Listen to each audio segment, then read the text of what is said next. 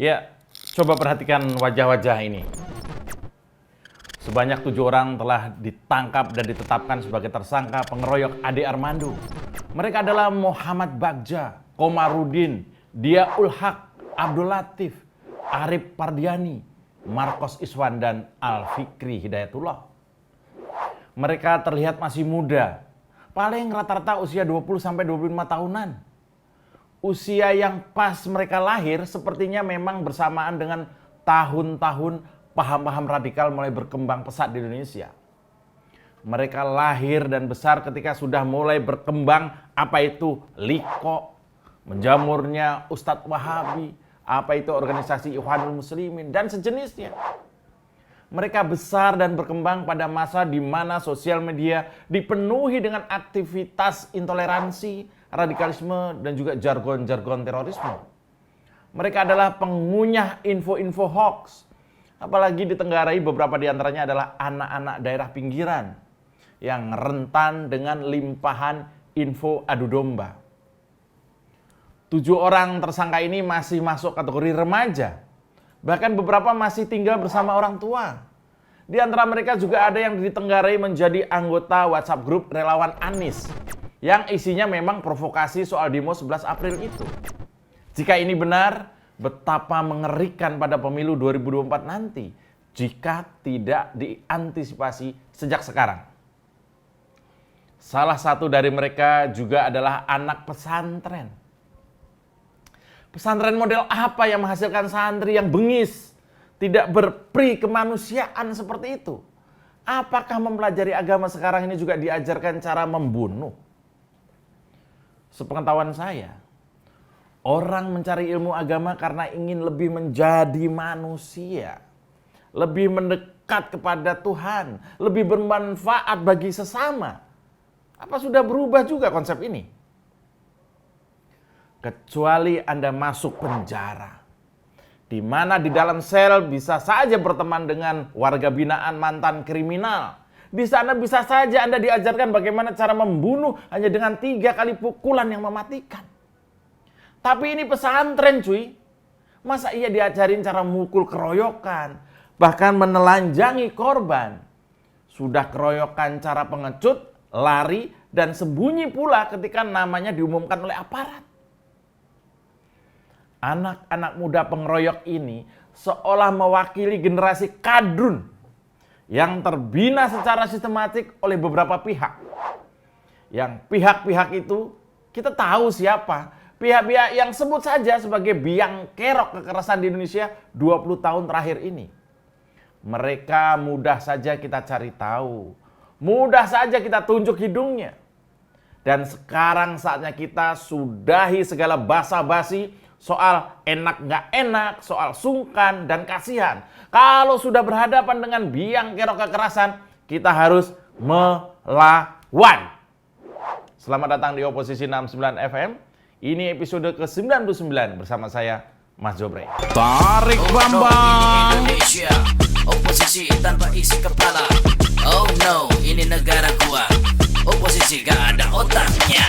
Semua isu jadi santapan, tak ada solusi, semua ratapan. Sekedar pusing dengan ucapan, sadar diri tak berani melawan. Oh no, ini negara gua. Oposisi gak ada otaknya. Bangsat! Yo, polisi masih mengusut kasus pengeroyokan yang menimpa pegiat media sosial Ade Armando. Ada 7 orang sebagai tersangka dalam kasus ini. Kabid Humas Polda Metro Jaya, Kombes Endra Zulpan, mengelompokkan para tersangka itu sesuai dengan tindak pidana yang dilakukan. Adapun 6 orang tersangka yakni Bagja, Komar, Diaul Haq, Abdul Latif, si Marcos Iswan, dan juga si Al-Fikri Hidayatullah terseret kasus penganiayaan terhadap Ade Armando. Wah, 6 orang ini bisa kena salah satu dari pasal ini. Tindak pidana penganiayaan yang diatur dalam pasal 351 KUHP dan tindak pidana pengeroyokan yang diatur dalam pasal 170 KUHP yang bukan merupakan delik aduan. Bukti sudah jelas, bisa langsung tangkap dan dikandangin. Kalau tindak pidana pengeroyokan terdapat dalam pasal 170 KUHP yang berbunyi barang siapa dengan terang-terangan dan dengan tenaga bersama-sama menggunakan kekerasan terhadap orang atau barang diancam dengan pidana penjara paling lama 5 tahun 6 bulan. Kalau petugas mengenakan pasal penganiayaan, yaitu pasal 351, hukumannya memang lebih ringan. Ya, cuma tetap saja mereka bakal berlebaran dengan biaya negara. Ya, sementara satu orang tersangka lain atas nama Arif Ferdini diduga melakukan penghasutan terhadap masa aksi sebelum melakukan pengeroyokan terhadap Ade Armando. Pak Zulkarni menjelaskan penyidik awalnya telah mengidentifikasi pelaku pengeroyokan Ade Armando berjumlah 6 orang. Awalnya tuh, dia menyebut mereka adalah Bagja, Komar, Dia Ulhak, Ade Purnama, dan Abdul Latif, serta seorang pria bertopi. Belakangan dikembangkan ke tersangka lain. Nah, ditemukan 2 pelaku lainnya.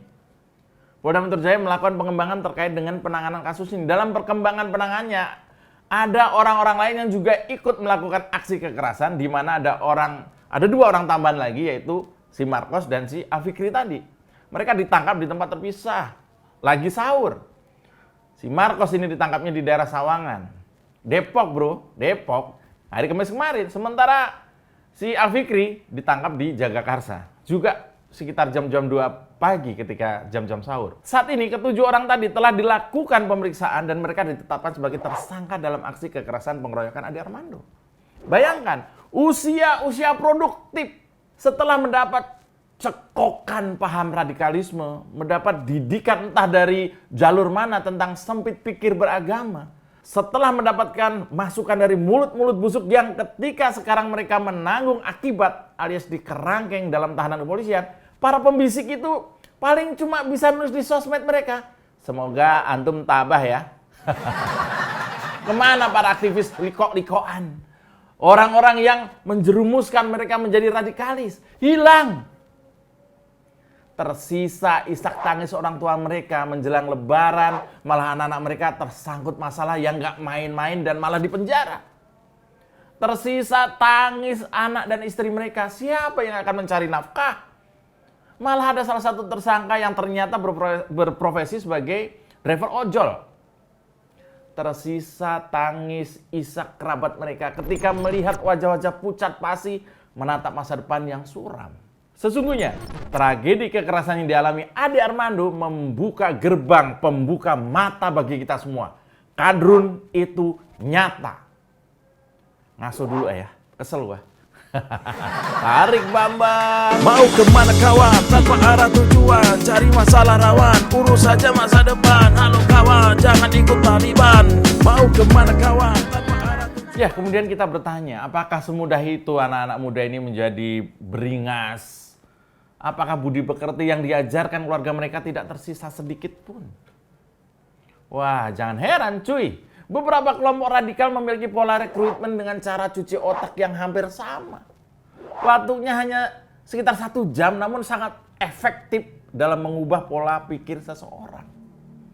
Bayangkan, hanya dengan waktu 1 jam bisa merubah mindset, pola pikir menjadi apa yang pendoktrin mau. Bayangkan, enak banget nih kalau kita punya ilmu ini untuk istri kita misalnya gitu ya. Jangan belanja, nggak belanja. Nah, gini, beberapa waktu lalu itu ada kesaksian dari Abdurrahman Ayub, mantan penasihat Jemaah Islamiyah yang mengaku telah mendoktrin banyak orang di Indonesia, Malaysia, Filipina, dan Australia. Dia mengatakan pola doktrin yang ditetapkan beberapa kelompok radikal di Indonesia itu memiliki 3 tahapan, cuma 3. Bayangkan, tahap pertama dilakukan hanya dengan waktu 20 menit, yaitu dengan membangkitkan nostalgia kejayaan Islam di era kekhalifahan. Pemerintahan Islam terakhir runtuh pada kekhalifahan Ottoman di Turki tahun 29. Diceritain itu tuh, tentang kejayaan masa lalu. Setelah itu tahapan berikutnya adalah menampilkan tontonan kekejaman Yahudi dan Amerika Serikat, termasuk serangan ke Amerika di Irak dan Afghanistan, serta penjara Guantanamo. Masih ingat? Tahap ini dilakukan selama 30 menit untuk memunculkan semangat juang mereka. Ini cara doktrin cuci otaknya begini. Lalu yang terakhir adalah pendalilan, yaitu menyampaikan dalil-dalil dari kitab suci sesuai dengan pemahaman mereka untuk menimbulkan keinginan untuk berjihad.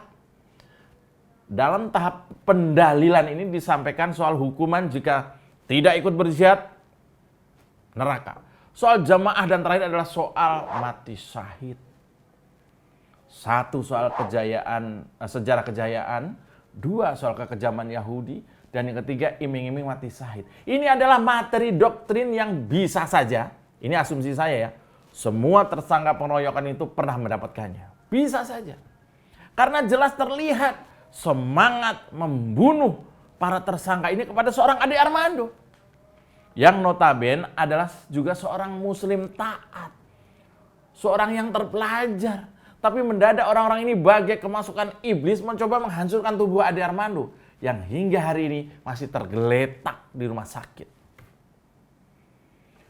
Konten di episode ke-99 ini saya dedikasikan untuk bapak ibu di luar sana yang memiliki anak remaja. Yuk! Kita lebih memperhatikan asupan informasi yang mereka dapatkan. Pastikan bahwa di dada mereka terisi budi pekerti, merah putih, Pancasila, dan rasa bangga menjadi Indonesia yang berbineka ini. Tanamkan bahwa tidak mungkin Tuhan memberi akses masuk surga spesial bagi mereka yang dengan bengis menjadi gladiator, menjadi pemangsa sesama, atau bahkan menjadi pembunuh manusia. Demikian Oposisi 69 kali ini. Meski Bang Ade Armando sedang berjuang menahan sakit karena hantaman bangsat-bangsat pengecut itu, kami nggak akan berhenti menyuarakan dan melawan kadrun sampai kapanpun. Jilat bawahan, tekan atasan. Beletak!